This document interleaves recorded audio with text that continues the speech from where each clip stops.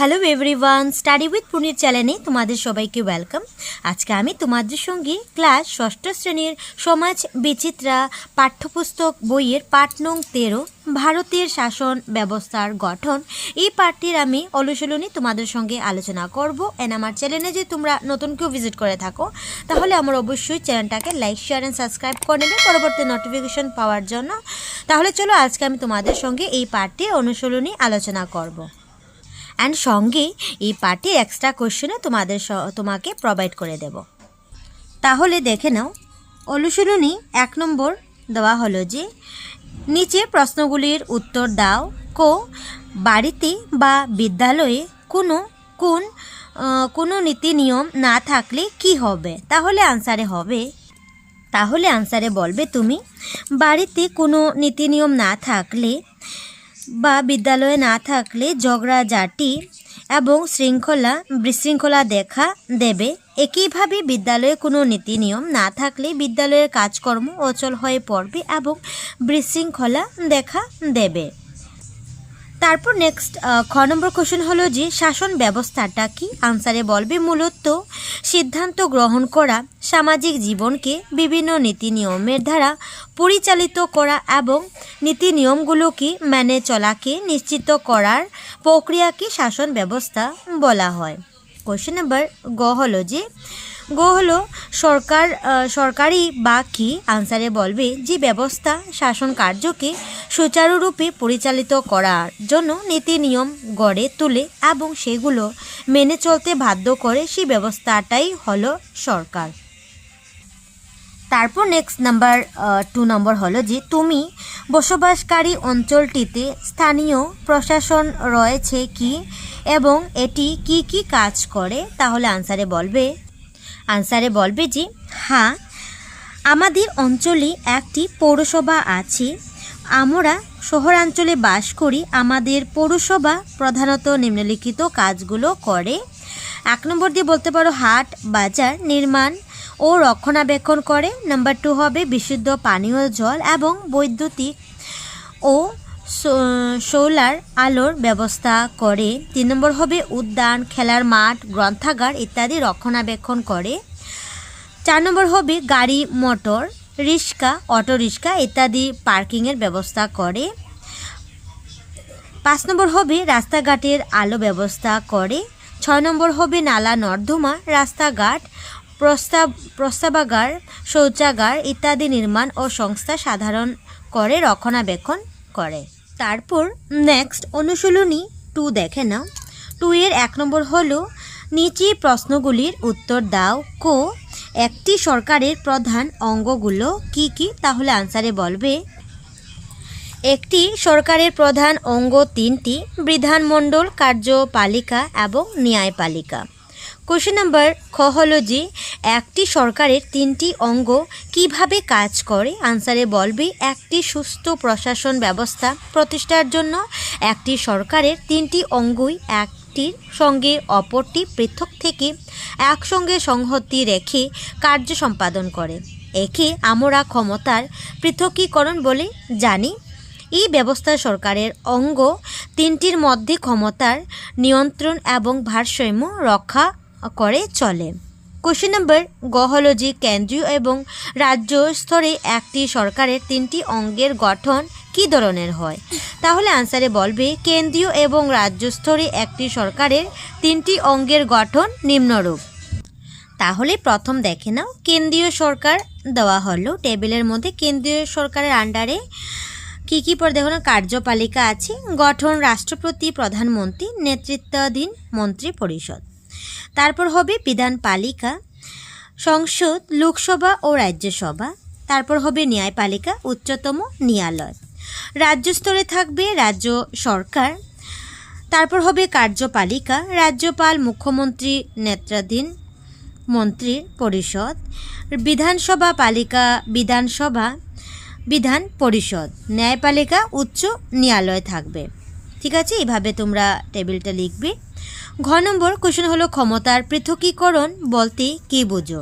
আনসারে বলবে সংবিধান ভারত সরকারের 3টি অঙ্গ কার্যপালিকা, বিধানমণ্ডল ও ন্যায়পালিকার ক্ষমতা এবং কার্যপালিকা পৃথক করে দিয়েছে। বিধানমণ্ডল যে আইন প্রণয়ন করবে সেই আইন শুধু কার্যপালিকা কার্যকারী করতে পারবে। সেই আইন কার্যকারী হওয়ার পরে যদি কোনো সমস্যার সৃষ্টি হয় তার আইনগত সমাধান করতে পারবে শুধু ন্যায়পালিকা। ক্ষমতার পৃথকীকরণে প্রতিটি অঙ্গের ক্ষমতা আলাদা হলেও পৃথক অর্থেও তারা নিজের কার্যাবলীকে বিভক্ত করে। সরকারের 3টি অঙ্গের ক্ষমতাও কার্যপালিকার এই পৃথকীকরণ ব্যবস্থাই হলো ক্ষমতার পৃথকীকরণ ব্যবস্থা। 9 নম্বর কোশ্চেন হলো যে ক্ষমতার নিয়ন্ত্রণ ও ভারসাম্য বলতে কি বোঝায়? আনসারে বলবে সুষ্ঠু প্রশাসনের জন্য সরকারের 3টি অঙ্গ একটির সঙ্গে অপরটি পৃথক থেকে একসঙ্গে সংহতি রেখে কার্য করাটা দরকার যাকে আমরা ক্ষমতার পৃথকীকরণ বলি। এই ব্যবস্থা সরকারের অঙ্গ 3টির মধ্যে ক্ষমতার নিয়ন্ত্রণ এবং ভারসাম্য রক্ষা করে। সরকারের প্রতিটি অঙ্গের মধ্যে যদি কোনো অঙ্গ সংবিধান বহির্ভূত কাজকর্ম করে তবে অন্য অঙ্গ তার নিয়ন্ত্রণ করে ভারসাম্য বজায় রাখে। তারপর নেক্সট অনুশীলনী 3 দেখে নাও। 1 নম্বর হলো নিচে প্রশ্নগুলির উত্তর দাও। হলো গণতন্ত্র শব্দটি কোন ভাষা থেকে এসেছে? আনসারে বলবে তোমরা গ্রিক ভাষা থেকে এসেছে। খ নম্বর কোশ্চেন হলো যে গণতন্ত্রের আবিধানিক অর্থ কি? আনসারে বলবে জনগণের শাসন। কোশ্চেন নম্বর গ হলো যে ভারত ছাড়া গণতান্ত্রিক শাসন ব্যবস্থাযুক্ত অন্য 2টি দেশের নাম লিখো এবং সেই দেশগুলোর রাজধানীর নাম উল্লেখ করো। প্রতিটি দেশের ভৌগোলিক অবস্থিতি মানচিত্র বা গোলককে খুঁজে বের করো। তাহলে আনসারে বলবে ভারত ছাড়া গণতান্ত্রিক শাসন ব্যবস্থাযুক্ত অন্য 2টি দেশের নাম নিচে উল্লেখ করা হলো। দেশ হবে নিউজিল্যান্ড, আর দেশ হবে রাজধানী নিউজিল্যান্ড হয়ে যাবে রাজধানী ওয়েলিংটন, অ্যান্ড সুইজারল্যান্ডের রাজধানী হয়ে যাবে তোমার স্টকহোম। তারপর ঘ নম্বর কোশ্চেন হলো যে প্রতিনিধিত্বমূলক গণতন্ত্র কি? আনসারে বলবে আধুনিক যুগে জনসংখ্যা বৃদ্ধির জন্য জনসাধারণ নিজেদের শাসন করতে না পেরে কিছু প্রতিনিধির মাধ্যমে সরকার চালান, একে প্রতিনিধিত্বমূলক গণতন্ত্র বলা হয়। 9 নম্বর কোশ্চেন হলো যে প্রত্যক্ষ গণতন্ত্র এবং পরোক্ষ গণতন্ত্র কি? আনসারে বলবে প্রত্যক্ষ গণতন্ত্রে জনগণ সরাসরি ভোটদানের মাধ্যমে সরকার গঠন করে, আর পরোক্ষ গণতন্ত্রে জনগণ প্রতিনিধি নির্বাচন করে সেই প্রতিনিধিদের মাধ্যমে শাসন করে। 4 নম্বর কোশ্চেন হলো যে তৃণমূল গণতন্ত্র কি? আনসারে বলবে প্রশাসন ব্যবস্থার প্রতিটি তৃণমূল পর্যায়ে জনগণের শাসন ব্যবস্থার প্রত্যক্ষভাবে অংশগ্রহণ করাকে তৃণমূল গণতন্ত্র বলে অভিহিত করা হয়। তাহলে এখানেই অনুশীলনীর প্রশ্নোত্তর শেষ হলো। এখন দেখবে তোমরা শর্ট কোশ্চেন আমি তোমাদেরকে দিয়ে দেব। তাহলে দেখতে পাচ্ছ প্রথম আমি বলে দিচ্ছি ধারণা চিত্র কনসেপ্ট ম্যাপ। এখানে টেবিল সুন্দর করে দিয়ে দেওয়া হয়েছে, সেটা তোমরা ভালো থেকে পড়বে কারণ এখান থেকে পরীক্ষাতে অনেক শর্ট কোয়েশ্চেন আসতে পারে। তাহলে দেখতে পাচ্ছ প্রথম হবে ভারত সরকার, কেন্দ্রীয় রাজ্য সরকার থাকবে।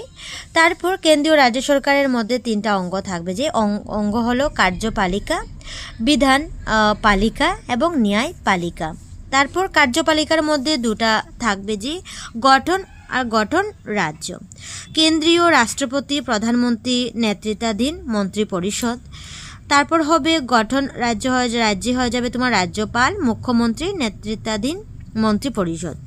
তারপর বিধানপালিকার মধ্যে 2টা অঙ্গ থাকবে, যেটা গঠন কেন্দ্রীয় লোকসভা রাজ্যসভা, গঠন রাজ্য হয়ে যাবে বিধানসভা বিধান পরিষদ। তারপর হবে ন্যায়পালিকার মধ্যে গঠন কেন্দ্রীয় উচ্চতম ন্যায়ালয়, গঠন রাজ্য হয়ে যাবে উচ্চ ন্যায়ালয় গঠন করা হয়। তারপর আবার দেওয়া হলো যে তোমার কার্যপালিকার আন্ডারে আবার আরও 2টা হবে, যে এখানে আইন কার্যকারী করে। তারপর হয়ে যাবে আইন প্রণয়ন করে। তারপর নেক্সট হয়ে যাবে আইনের ভিত্তি ও সঠিক কার্যকারীকরণের বিচার করে। কার্যপালিকা ও বিধান মণ্ডলের আইন সম্পর্কিত সংঘাত দূর করে। তাহলে এখান থেকে অনেক শর্ট কোয়েশ্চেন আসতে পারবে, তোমরা পড়ে রাখ। তারপর বইয়ের কিছু এক্সট্রা কোয়েশ্চেন দেখে নাও যে এখানে প্রথম আমি দাগিয়ে দিচ্ছি, সেটা তোমরা কোয়েশ্চেনে আনসার করবে। যে শাসন ব্যবস্থা বলা হয়, শাসন ব্যবস্থা কাকে বলে এখান থেকে লিখতে পারবে যে মূলত সিদ্ধান্ত গ্রহণ করা, সামাজিক জীবনকে বিভিন্ন নীতি নিয়মের দ্বারা পরিচালিত করা এবং নীতি নিয়মগুলো মেনে চলাকে নিশ্চিত করার প্রক্রিয়াকে শাসন ব্যবস্থা বলা হয়। তারপর নেক্সট এখান থেকে অনেক 2-3টা কোয়েশ্চেন বনতে পারে, যেটা আমি তোমাদেরকে বলে দিচ্ছি। যে প্রশাসন ব্যবস্থার 3টি স্তর বা ভাগ আছে, যেটা বলতে পারো 3টি স্তর হলো রাষ্ট্রীয়, রাজ্য এবং স্থানীয়। তারপর এখানে দাগিয়ে দিচ্ছি যে কেন্দ্রীয় সরকার 2014 সালে 2 অক্টোবর স্বচ্ছ ভারত অভিযান শুরু করে। তাহলে স্বচ্ছ ভারত অভিযান কখন থেকে কেন্দ্রীয় সরকার কবে লাগু করে, তাই এখানে শর্ট কোয়েশ্চেন আসতে পারে। তারপর প্রয়োজন অনুদান প্রদান করতে রাজ্য সরকার এই অভিযান বলবৎ করে। ঠিক আছে, এখান থেকে শর্ট কোয়েশ্চেন লিখে নেবে, এখান থেকে দেখে নেবে। তারপর এখানে দেখো প্রশাসনের স্তর টেবিল দেওয়া আছে খুব সুন্দরভাবে। যে কেন্দ্রীয় প্রশাসন সমগ্র ভারতে একটিই থাকবে, রাজ্য প্রশাসন ভারতীয় রাজ্যের সংখ্যা অনুসারে, এবং স্থানীয় প্রশাসন হয়ে যাবে ভারতের একটি রাজ্যের অন্তর্গত জেলা, শহর ও গ্রাম অনুসারে থাকবে। তারপর নেক্সট পেজের মধ্যে আরও কিছু শর্ট কোয়েশ্চেন বলতে পারে। যে শিক্ষার অধিকার আইন 2009-এর মাধ্যমে ভারতবর্ষের সকল শিশু 6 থেকে 14 বছর বয়স পর্যন্ত সব শিশু যে কোনো সরকারি বিদ্যালয়ে বিনামূল্য এবং বাধ্যতামূলক শিক্ষা গ্রহণ করতে পারে। ঠিক আছে, এটা তোমরা খুব ভালো থেকে পড়ে রাখবে, শর্ট কোয়েশ্চেন আসবে। তারপর নেক্সট আরেকটি দেখো বিধানমণ্ডল থেকে হবে। যে সংবিধান মতে ভারতের রাজ্যসভার সর্বাধিক সদস্য সংখ্যা হচ্ছে, রাজ্যসভার সদস্য সংখ্যা হয়ে যাবে তোমার 250 জন। তারপর এখান থেকে লিখতে পারো যে লোকসভার সর্বাধিক সদস্য সংখ্যা হচ্ছে 550 জন। অন্ধ্রপ্রদেশ, বিহার, কর্ণাটক, মহারাষ্ট্র, তেলেঙ্গানা এবং উত্তর প্রদেশের রাজ্য উচ্চ সদন বিধান পরিষদ রয়েছে। তাহলে এখান থেকে শর্ট কোয়েশ্চেন আসতে পারে। তারপর কিছু অতিরিক্ত কোয়েশ্চেন হলো যে আমাদের দেশের প্রশাসন ব্যবস্থার স্তর কয়টি, আনসারে বলবে 3টি। আমাদের স্বচ্ছ ভারত অভিযান আরম্ভ হয় তোমার 2 অক্টোবর 2014 সাল থেকে। তারপর 3 নম্বর হবে সরকারের প্রধান অঙ্গ হয়ে যাবে 3টি। তারপর হয়ে যাবে বিধানমণ্ডল কোনটি হবে, তাহলে বলবে আইন প্রণয়ন করে বিধানমণ্ডল। নেক্সট হয়ে যাবে 6 নম্বর সরকারের কোন অঙ্গ আইনের ভিত্তি এবং তা সঠিকভাবে কার্যকারী হয়েছে কিনা তা বিচার করে, তাহলে বলবে ন্যায়পালিকা বিচার করে। গণতন্ত্র শব্দটি কোন ভাষা থেকে এসেছে, আনসারে বলবে গ্রিক ভাষা থেকে এসেছে। কৌটিল্যের অর্থশাস্ত্র কয়টি বইয়ের সমষ্টি, আনসারে বলবে 15টি বইয়ের সমষ্টি। নেক্সট হবে রাজ্যের বিধানসভার সদস্যদের বলা হয়, আনসারে বলবে বিধায়ক বলা হয়। তারপর নেক্সট 10 নম্বর হলো কেন্দ্রীয় বিধানমণ্ডলের সংসদের সদস্যদের বলা হয় সাংসদ। তারপর নেক্সট আরও কিছু অতিরিক্ত কোয়েশ্চেন হলো যে আমাদের দেশের প্রশাসন ব্যবস্থার স্তর কয়টি, আনসারে বলবে 3টি। সংবিধান মতে ভারতের রাজ্যসভার সর্বাধিক সদস্য সংখ্যা কত, আনসারে বলবে 250 জন। তারপর হবে যে বিধানমণ্ডলের কাজ কি, আনসারে বলবে আইন রচনা করা। কার্যপালিকার কাজ কি, বিধানমণ্ডল দ্বারা রচিত আইনসমূহকে কার্যকারী করা। ভারতের রাষ্ট্রপ্রধানকে, আনসারে বলবে ভারতের রাষ্ট্রপতি। ভারতের প্রকৃত কার্যপালিকার নাম লিখো, আনসারে বলবে প্রধানমন্ত্রী নেতৃত্বাধীন মন্ত্রী পরিষদ। গণতন্ত্র শব্দটি কোন ভাষা থেকে এসেছে, আনসারে বলবে গ্রিক ভাষা থেকে এসেছে। তারপর মহাত্মা গান্ধী ভারতের কী ধরনের প্রশাসন ব্যবস্থার স্বপ্ন দেখিয়েছেন, আনসারে বলবে রাম রাজ্য এর প্রশাসন ব্যবস্থা। তারপর নেক্সট হলো যে ভারতের ভোটাধিকার প্রয়োগের বয়স সীমা কত, আনসারে বলবে ন্যূনতম 18 বছর। কেন্দ্রীয় আইনসভা সংসদের উচ্চ সদনের নাম কি, আনসারে বলবে রাজ্যসভা। সংসদের সদস্যদের কি বলা হয়, আনসারে বলবে সাংসদ বলা হয়।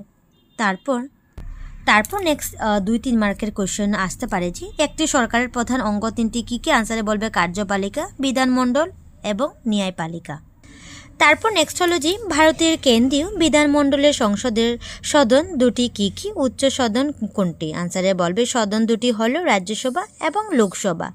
রাজ্যসভাটি হলো উচ্চ সদন। 3 নম্বর হলো দুটি রাজ্যের নাম উল্লেখ করো যেখানে রাজ্যের বিধানমণ্ডলের উচ্চ সদন বিধান পরিষদ আছে। আনসারে বলবে উত্তরপ্রদেশ এবং মহারাষ্ট্র।